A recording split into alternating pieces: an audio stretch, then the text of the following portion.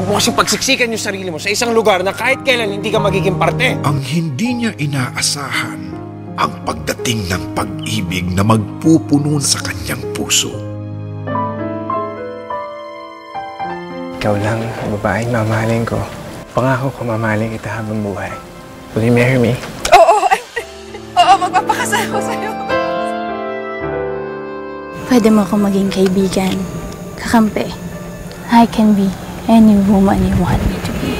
Kapag naputol na ang habang buhay, paano mo pa ito dudugtungan? Sana hindi ka na lang yung sinaktan.